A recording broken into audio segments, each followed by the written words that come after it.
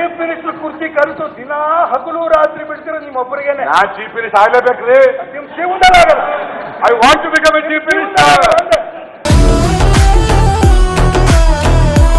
ಸಿದ್ದರಾಮಯ್ಯ ಎಂಬ ಹೆಸರಿನ ನಾನು ಕರ್ನಾಟಕ ರಾಜ್ಯದ ಮುಖ್ಯಮಂತ್ರಿಯಾಗಿ ಸತ್ಯದೇಶದಲ್ಲಿ ಪ್ರಮಾಣ ಮಾಡುತ್ತೇನೆ.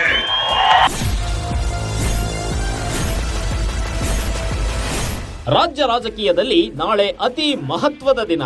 ರಾಜ್ಯ ರಾಜಕೀಯದಲ್ಲಿ ಒಂದು ಬಾರಿ ಸಿಎಂ ಆದ್ರೆ ಸಾಕಪ್ಪ ಅನ್ನೋ ಕಾಲದಲ್ಲಿ ಎರಡೆರಡು ಬಾರಿ ಮುಖ್ಯಮಂತ್ರಿಯಾಗಿ ಕೆಲಸ ಮಾಡಿ ಅತಿ ಹೆಚ್ಚು ಕಾಲ ಸಿಎಂ ಆಗಿ ರೆಕಾರ್ಡ್ ಬರೆಯಲಿರೋ ಶುಭ ದಿನ.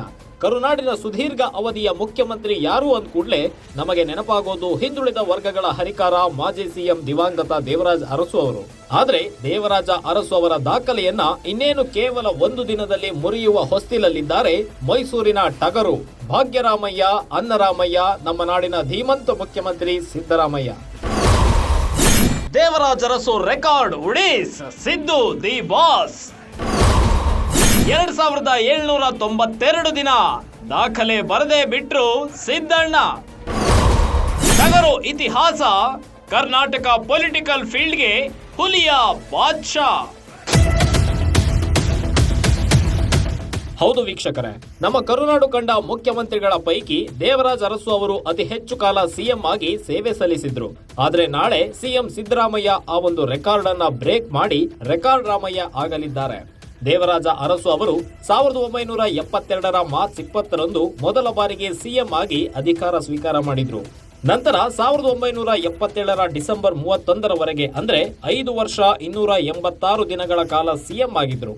ನಂತರ 1978 ಫೆಬ್ರವರಿ 28ರಿಂದ 1980 ಜನವರಿ 12ರವರೆಗೆ ಅಂದರೆ 1 ವರ್ಷ 318 ದಿನಗಳ ಕಾಲ ಸೇರಿ ಒಟ್ಟು 2792 ದಿನಗಳ ಕಾಲ ಮುಖ್ಯಮಂತ್ರಿಯಾಗಿದ್ರು.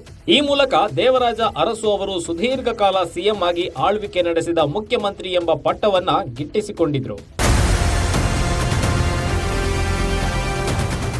ಎಸ್, ಕರುನಾಡಿನ ಸುದೀರ್ಘ ಮುಖ್ಯಮಂತ್ರಿಯಾಗಿದ್ದ ಅರಸು ಅವರ ರೆಕಾರ್ಡ್ ಅನ್ನ ಇಂದು ಸಿಎಂ ಸಿದ್ದರಾಮಯ್ಯ ಸರಿಗಟ್ಟಿದ್ದಾರೆ.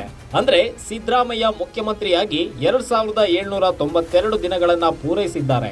ದೀರ್ಘಾವಧಿ ಮುಖ್ಯಮಂತ್ರಿ ಚುಕ್ಕಾಣಿ ಹಿಡಿದಿದ್ದ ದೇವರಾಜ ಅರಸು ಅವರ ಈ ದಾಖಲೆಯನ್ನ 4.5 ದಶಕಗಳ ನಂತರ ನಾಳೆಗೆ ಅರಸು ರೆಕಾರ್ಡ್ ಅನ್ನ ಬ್ರೇಕ್ ಮಾಡಿ ಕರ್ನಾಟಕದಲ್ಲಿ ಹೊಸ ಇತಿಹಾಸವನ್ನ ಸೃಷ್ಟಿ ಮಾಡಲಿದ್ದಾರೆ ಸಿಎಂ ಸಿದ್ದರಾಮಯ್ಯ. ವಿಧಾನಸಭೆಯಲ್ಲಿ ಯಡಿಯೂರಪ್ಪ ಸಿಎಂ ಆಗಿದ್ದಾಗ ಸಿದ್ದರಾಮಯ್ಯ ಈಶ್ವರಪ್ಪರ ಮಾತಿಗೆ ಒಂದು ಹೇಳಿಕೆ ನೀಡಿದ್ರು.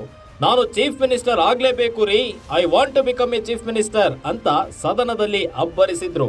ಅದರಂತೆಯೇ 2013ರಲ್ಲಿ ಮುಖ್ಯಮಂತ್ರಿಯಾಗಿ ಸಿದ್ದರಾಮಯ್ಯ ಅಧಿಕಾರ ಸ್ವೀಕಾರ ಮಾಡಿದ್ರು. ಸಿಎಂ ಆಗಿ ಸಂಪೂರ್ಣವಾಗಿ 5 ವರ್ಷಗಳ ಕಾಲ ಯಾವುದೇ ಕಪ್ಪು ಚುಕ್ಕೆ ಇಲ್ಲದೆ ಆಡಳಿತ ನಡೆಸಿ ಹಲವಾರು ಭಾಗ್ಯಗಳನ್ನ ರಾಜ್ಯದ ಜನತೆಗೆ ನೀಡಿ ಭಾಗ್ಯರಾಮಯ್ಯ ಎಂಬ ಬಿರುದನ್ನ ಗಿಟ್ಟಿಸಿಕೊಂಡ್ರು.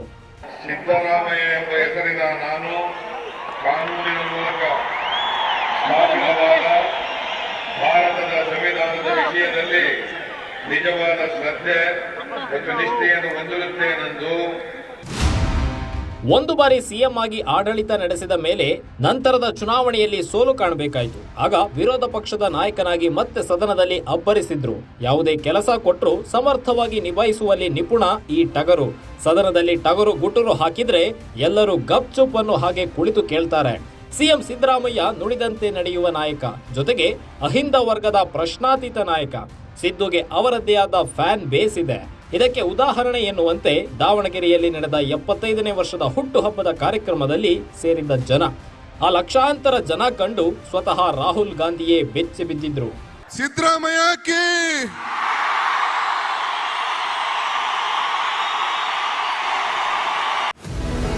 ಒಟ್ಟಾರೆ ಮುಖ್ಯಮಂತ್ರಿಯಾಗಿ ಸಿದ್ದರಾಮಯ್ಯ ಹೊಸ ದಾಖಲೆ ಬರೆದಿದ್ದಾರೆ. ಬರೀ ದೀರ್ಘಾವಧಿ ಸಿಎಂ ಅನ್ನೋದಷ್ಟೇ ಅಲ್ಲ, ರಾಜ್ಯದ ಅಧಿಕ ಬಜೆಟ್ ಮಂಡಿಸಿದ ಕೀರ್ತಿಯು ಸಿದ್ದರಾಮಯ್ಯನವರ ಪಾಲಿಗೆ ಸಲ್ಲುತ್ತೆ.